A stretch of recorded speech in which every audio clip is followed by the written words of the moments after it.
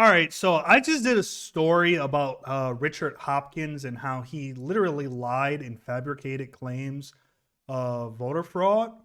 Now he has retracted his statement that he made to the USPS and claims that he felt intimidated.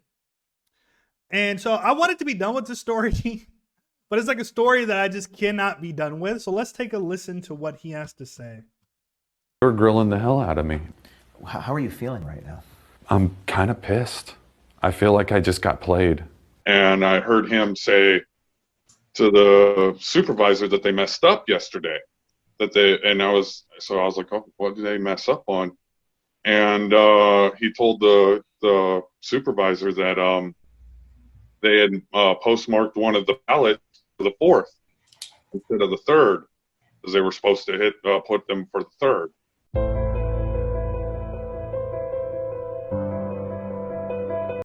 So it says Erie, Pennsylvania post office whistleblower lied to during interrogation by the feds.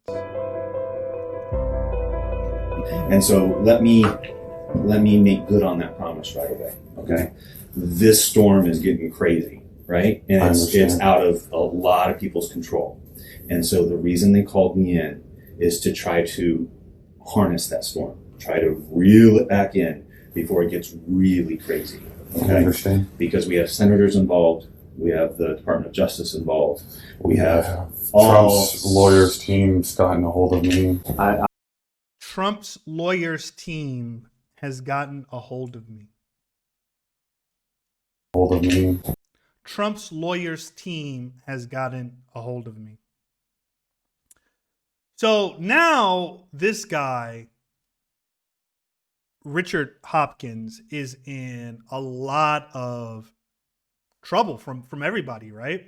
Because now, listen, if he tells the truth, he goes well, basically at this point, he could go to jail, right? So unless he retracted that statement, okay, they were probably going to send him to prison for lying, right? But if he goes, but if he tells the truth, like, okay, listen, I made it all up. Now he has to worry about the Trump people. He has to worry about not only harassment, but potentially, hey, listen, they can make your life a living hell too, right? So that's what he has to worry about.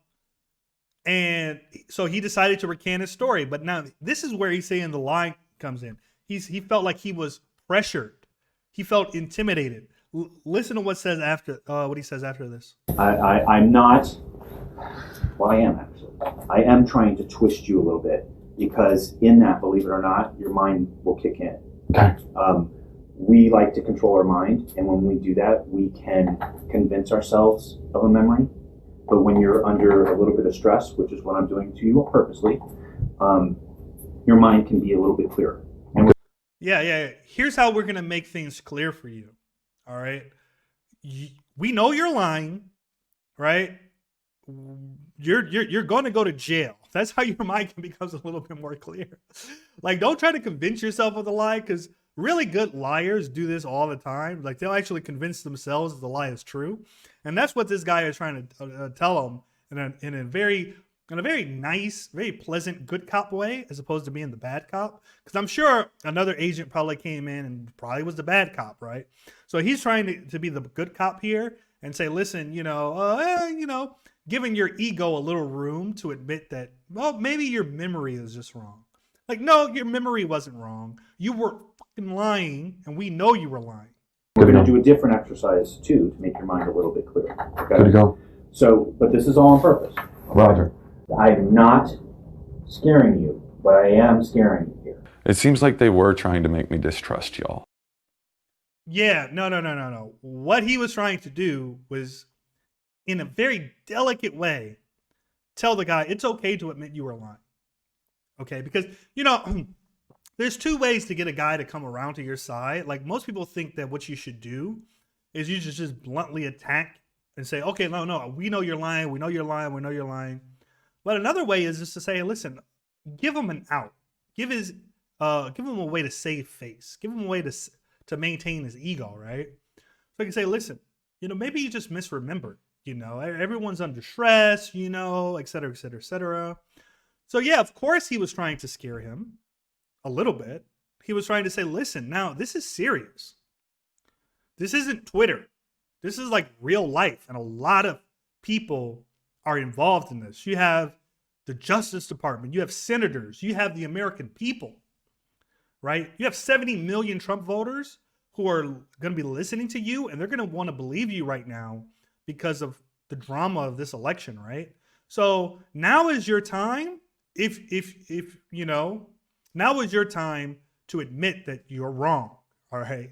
Or you can stick to your lie, and then we can go the other route, which is throw your ass in prison. And that's basically the bottom line, right? It wasn't that they were trying to make this guy distrust them.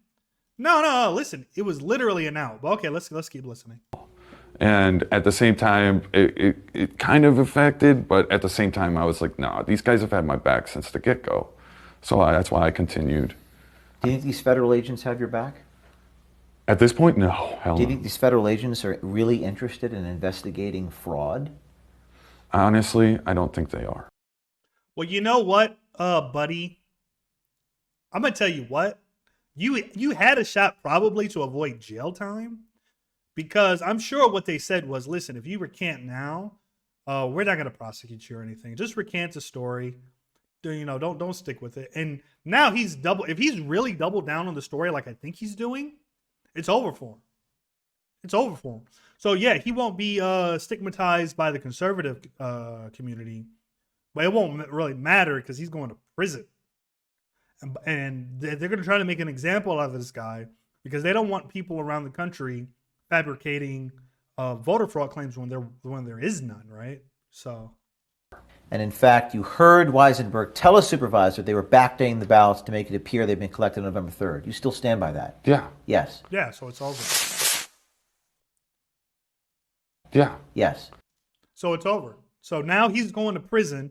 And I don't know, maybe when he goes to prison, maybe people will start to believe that that making up claims of voter fraud is something you shouldn't do. Or maybe they'll just say, oh, it's all one big deep state conspiracy. I have no idea. But I can foresee the future as clear as day as regard to this guy, Richard Hopkins. He is going to prison for lying. And I would suggest anyone else in this United States of America who's thinking about lying about voter fraud, if you have actual evidence of voter fraud, you can bring it forward. But if you're going to do like this guy and lie, you're going to go to jail sooner or later. Probably sooner than later.